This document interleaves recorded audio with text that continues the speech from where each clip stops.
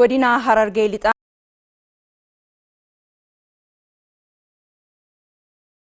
bal'ina oduu kanaaf Araarsoo Mahammad.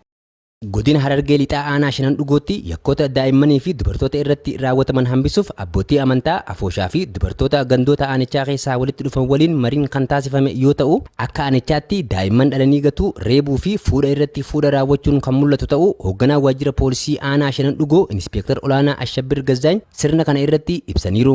Dhalanii gatuun bal'inaan jira jechuudha. Walitti dhufeenya hin taane eega uuman booda eega daa'imni uumame booda darbuun bal'atuu baatus ni jira akka aanaa keenya. Kanaaf isa kanammoo isintu hawaasa keessa jira. Namni dhoo isaadhaan dhalee akka ittiin bakkamne dhalee darbuus yoo jiraate eenyutu irra qabsaa'uu qaba, eenyutu dhiibbaa godhuu qaba.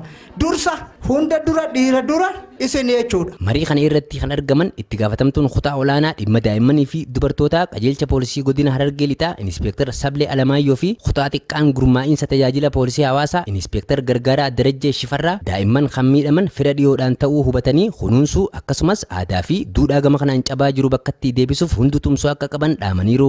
Amma daa'imman kan miidhaman firaan irra guddaa obboleessa haadhaa eessuma adeera maal kanaan kanaafuu daa'imman mana keessatti illee kunuunsuu gizee magaalaa deemtan eenyutu akka dhiifattanii deemtan eenyu daa'ima kana naa qabuu danda'a jettanii akkasitti illee kanarratti silaa yaaddanii.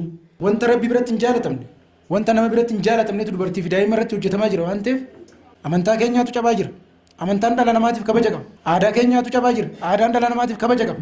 Aadaan san akka bakkatti deebi'u, amantaan keenya akka kabajamu taasisuu keessatti gahee qabna jechuudha. Bara kana keessa yakki daa'immanii fi dubartoota irratti raawwataman hir'achaa jira kan jedhan itti gaafatamtuun kutaa dhimma daa'immanii fi dubartii Inspektar Gargaaraa Rumiyaa Mahammad fi Inspektar Olaanaa Ashabbir Gazzaany qaamoleen kun barumsa fudhatanii irratti hojjechuun rakkoo kana akka hambisan taasisuuf sagantaan kun kan qophaa'e ta'uu ibsan.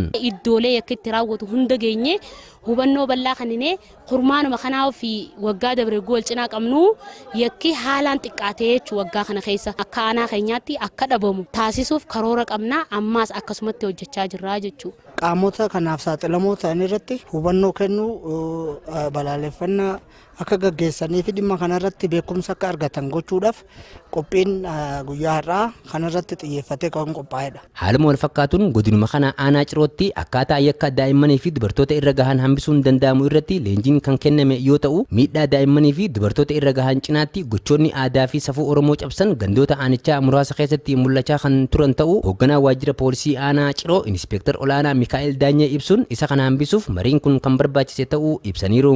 Aanaa keenyatti raawwatamaa jiru ardoota muraasa keessatti fuudha irratti sagaagalummaa akkasumas gudeeddiidhaan wal qabatee yakkoota kana hambisuu bara 2018 kana keessatti hanga dandeenyetti hambisuu akka dandeenyu amma irra sooddoon taane hambisuudhaaf isaan kana hirmaachifne jechuudha. Yakkoonni kunis baala sammuu namaa hadochuu fi alkoolii adda addaa fayyadamuun kan raawwataman ta'uun ibsameera. Baala sammuu namaa hadochuu fayyadamuun fi alkoolii garaagaraa fayyadamuun yeroo baay'ee yakkiin kun kan raawwatamudha. Itti gaafatamaan kutaa tajaajila poolisii hawaasaa qajeelcha poolisii godina Harargee lixaa Inspektar Asladdiin Ahmad namni aadaa fi safuu Oromoo cabse sirni itti gaafatamummaa akka jiraatuuf dambii afooshaa keessatti tumamuu qaba jedhan. Namni aadaa duudhaa keenya cabse safuu keessa safuu aadaa Oromoo gabbu'ee hawaasa keessa cabse maal adabamuu qabaa jaame tuma afooshaa san keessatti tumachuu danda'u qaba. Qaamoleen nageenyaa fi hirmaattonni qophii kanaa dubbifne tokko waliin ta'uun miidhaa gama kanaan dhufan hambisuuf kan hojjetan ta'uu dubbatan. Hawaasni har'a dhufe kun gadi bu'ee tajaajila poolisii hawaasaa ofiisota tajaajila poolisii hawaasaa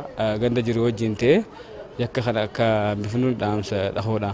Waan dhufu nuti isaanii himnaa deebinee isaan jala deemanii dubbitan wanni godhatan. Waliigallee tokkummaadhaan waan kana goggoisuudhaaf qophoofnee lafaa kana jirra.